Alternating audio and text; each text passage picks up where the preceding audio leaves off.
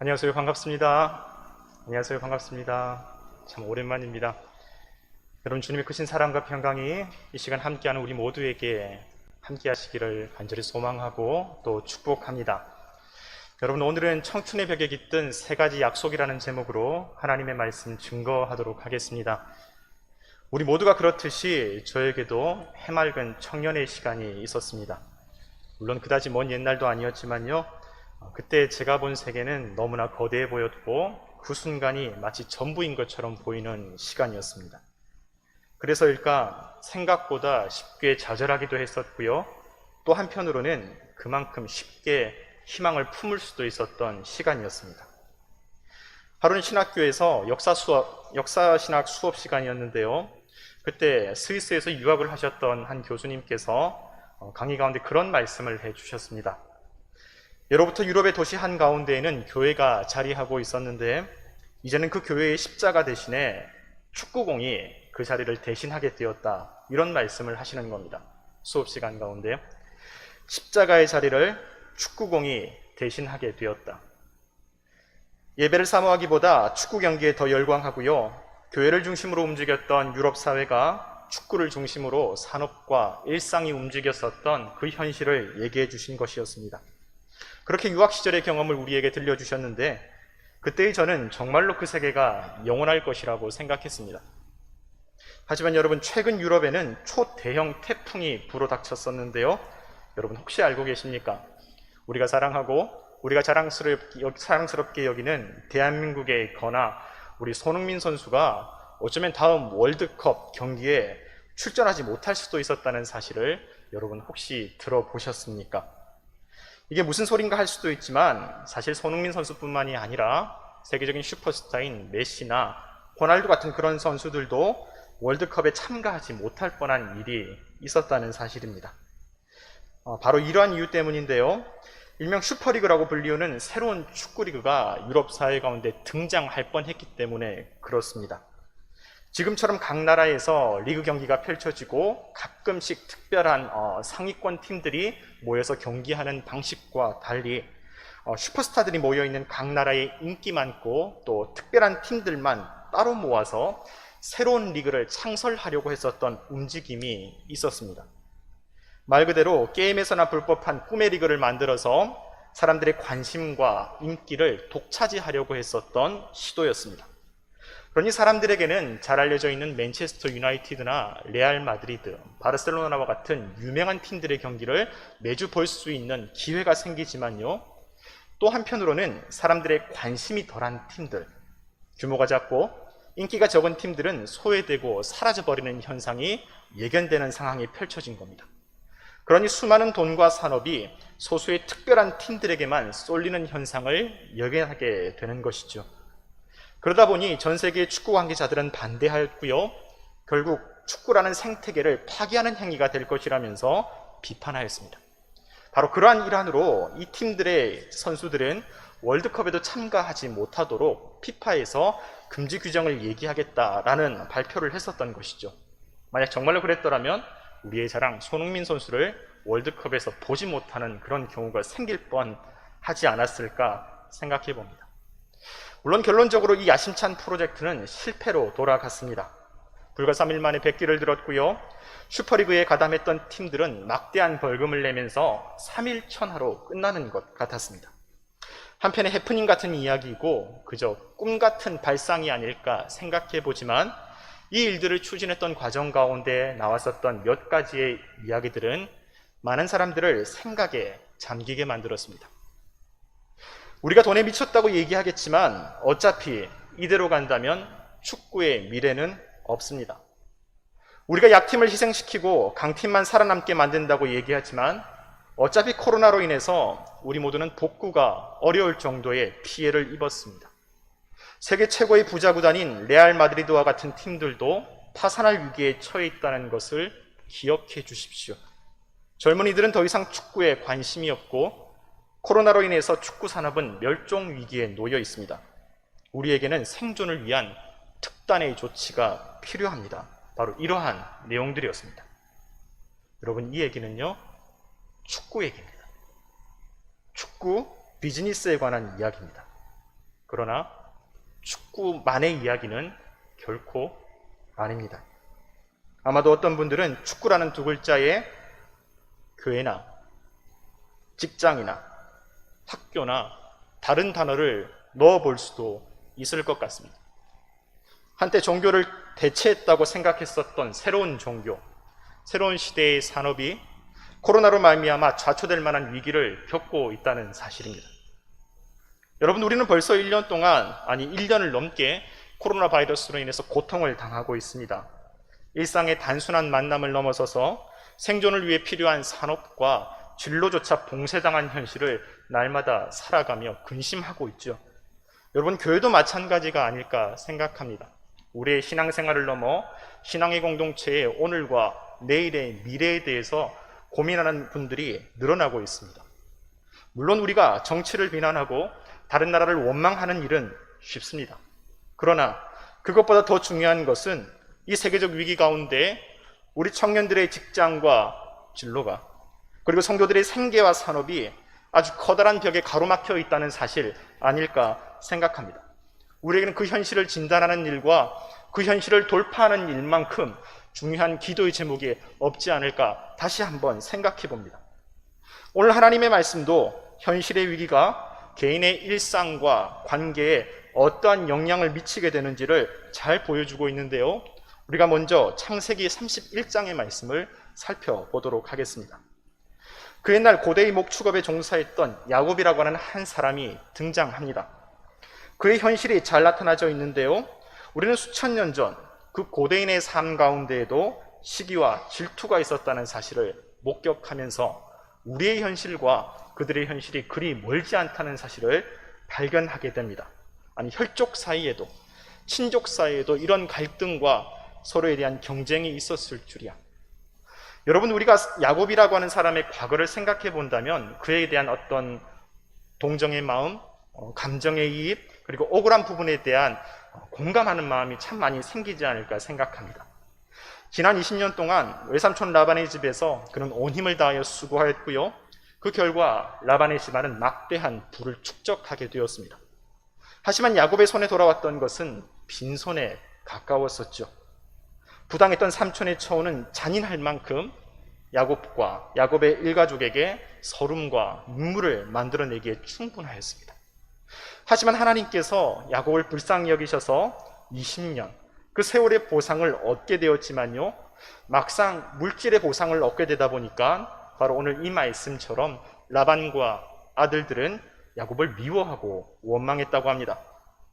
이득이 될 때는 칭찬과 인정을 베풀지만 손해가 생기니 그들 간의 관계마저 위태로워진 현실, 라반의 안색이 전과 같지 않았다는 그 한 장면을 통해서 우리는 야곱의 눈물과 다 말하지 않는 그 내면의 역사와 속내를 조금이나마 엿볼 수 있는 것이 아닐까 생각합니다. 또한 성경의 증언은 이 일만이 아닙니다. 이번에는 마태복음 10장의 현장으로 한번 향해 보도록 하겠습니다. 우리가 야곱을 통해 개인의 관계에서 벽을 느꼈더라면 마태복음의 위기는 개인의 차원을 넘어섭니다. 로바의 지배를 당하고 있었고요. 하나님의 약속과 하나님의 말씀조차도 잊혀져간 시대를 살아가고 있었습니다. 그러다 보니 하나님을 함께 예배하고 함께 믿음을 품고 있었던 믿음의 동지들조차도 현실과 타협하는 일들이 펼쳐지게 됩니다. 그래서 예수님께서는 그 현실을 가리켜 이리들이 우글거리는 살벌한 세계라고 표현할 정도였습니다. 내가 너희를 보냄이 양을 이리 가운데로 보냄과 같도다. 그리고는 긍휼의 마음을 담아 오늘 인생의 벽에도 희망이 깃들 수 있다는 그 약속의 말씀을 우리에게 가르쳐주고 있는 것이죠. 그 약속 첫 번째는 선하신 하나님께서 우리와 함께 하신다는 사실입니다. 여러분, 지금까지 우리에게 가정이라고 하는 것은 가장 따뜻하고 가장 소중하고 가장 안전한 공간이었습니다. 하지만 우리는 이 소중한 가정이 파괴되어져 가는 현실을 매 순간 목격하는 것이 아닌가 생각해 봅니다. 온 국민을 슬픔에 빠뜨렸던 어린 정인이의 죽음과 그리고 그 속에서 발견하였었던 일부 기독교인들의 행동들을 보면서 과연 우리에게 신뢰라고 하는 두 글자가 더 이상 유효한 것인가 그것을 우리가 다시금 되물을 수밖에 없었던 시간들을 경험했었죠. 오늘 우리가 읽은 마태복음 10장 그 말씀의 이전의 과정 가운데에서 우리는 의외의 장면을 목격하게 되는데요. 그것은 마태복음 10장 1절의 말씀 가운데 바로 예수님께서 제자들에게 귀신을 쫓아내는 권능과 모든 약한 것을 고쳐내는, 질병을 고쳐내는 권능을 약속해 주시고, 바로 그 능력을 힘입어 제자들이 힘과 꿈으로, 그리고 그 능력에 대한 설렘을 가지고 세상으로 파송받았다는 사실입니다. 그들이 걸어가는 길마다 돈이 없을지라도, 두 버릇을 가지지 못할지라도 하나님의 약속과 능력에 힘입어서 하나님 나라의 복음을 선포할 수 있었고요, 그들의 발걸음 속에서 하나님의 나라가 우리의 삶 가운데 도래하는구나, 하나님 살아계시구나 라고 하는 그 장면들이 경험되어지고 기록된 것이 오늘 우리가 읽은 말씀의 바로 이전의 장면입니다. 하지만 오늘 우리가 이 말씀을 읽을 때에 우리가 느꼈던 예수 그리스도의 긴장감, 예수 그리스도의 그 살벌한 어조, 그분이 갖고 계셨던 슬픔, 비애가 느껴지는 까닭은 왜일까요?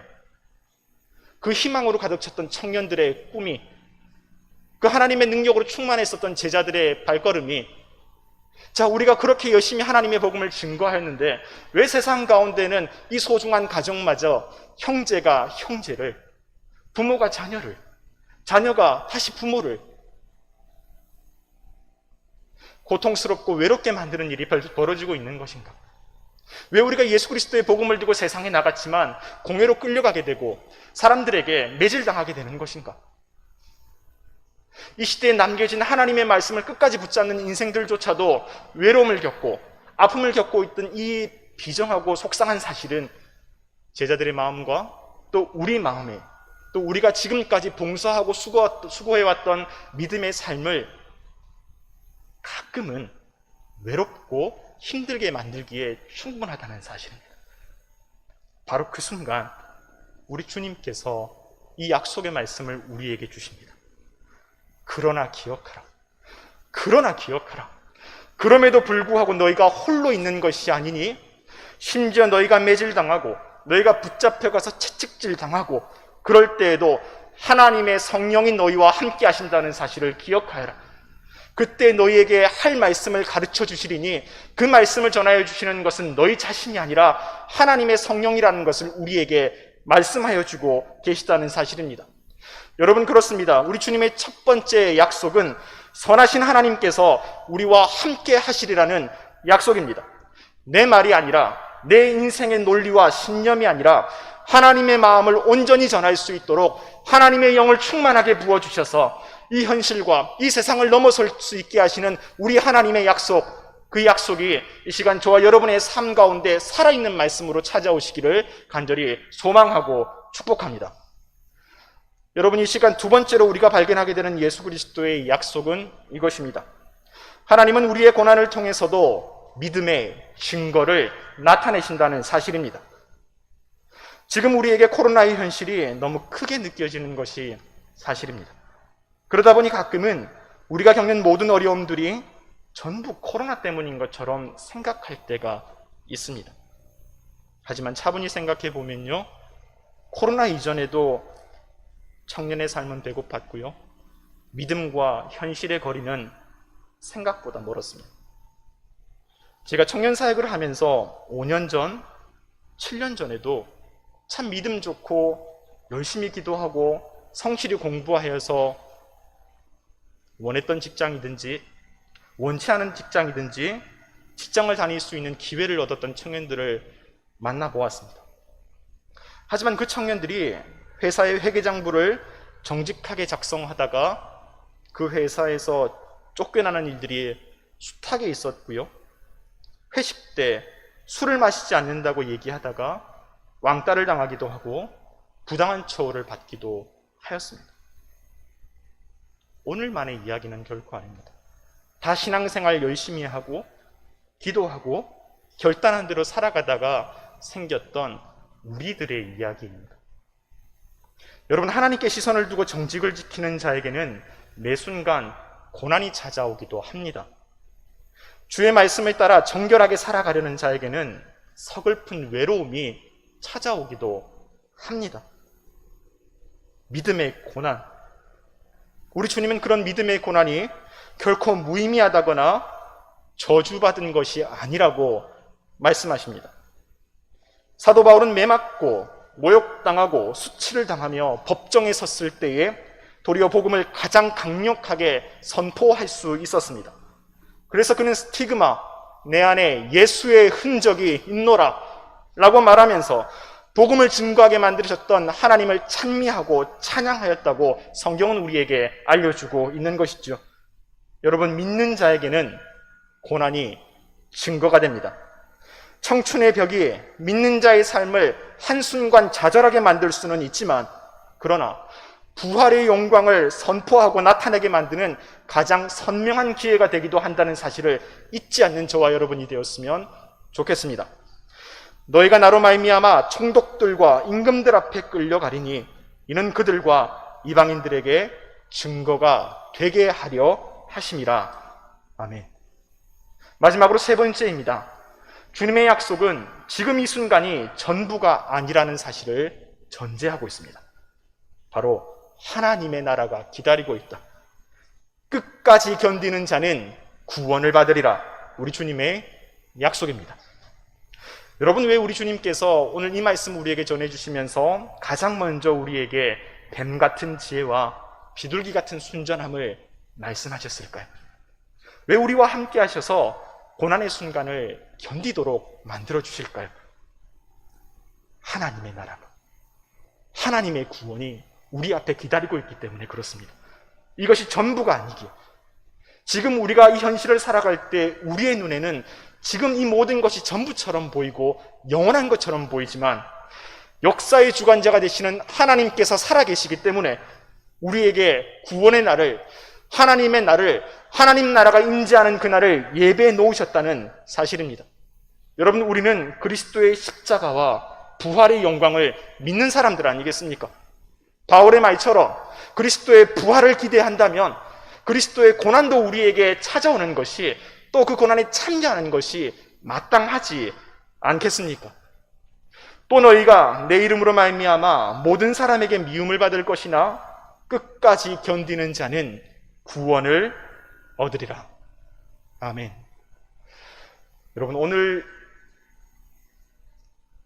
마태복음 10장 16절에서 22절의 말씀을 통해서 저는 청춘의 벽이 깃든 인생에도 하나님의 약속이 찾아올 수 있다는 그 세 가지의 내용을 전하였습니다. 하지만 사실 오늘의 말씀은 이것으로 끝이 아닙니다. 마태복음 10장 23절의 말씀 가운데는 우리가 다 읽지 못한 마지막 장면이 기록되어 있는데요, 그 말씀은 사실 우리의 생각보다 근사하거나 우리의 기대만큼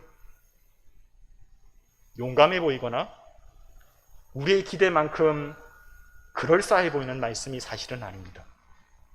마지막 23절의 말씀은 우리에게 이렇게 말씀하시는데요, 우리에게 박해가 찾아오거든 너희는 믿음으로 그 박해를 물리치고, 너희는 그 박해를 주는 사람과 싸워서 이겨내고, 그런 말씀이 아니고요, 박해가 오거든 도리어 피하라고 말씀하십니다.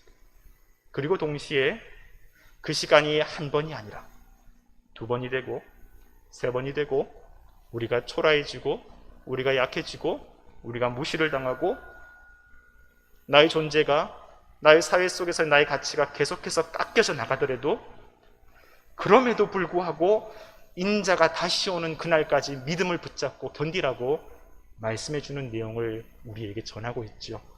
여러분, 믿음은 성공하지 않아도, 믿음은 사람들에게 칭찬받고 인정받지 못해도 우리에게 다시 찾아오실 주님을 바라보면서 하나님의 나라를 소망하면서 오늘 이 하루하루를 살아가는 것 아니겠습니까? 오늘 우리 주님의 말씀을 기억하면서 힘과 용기를 붙잡으시는 저와 여러분 되었으면 참 좋겠습니다.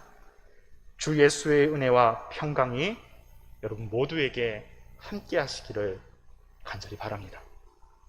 기도하겠습니다.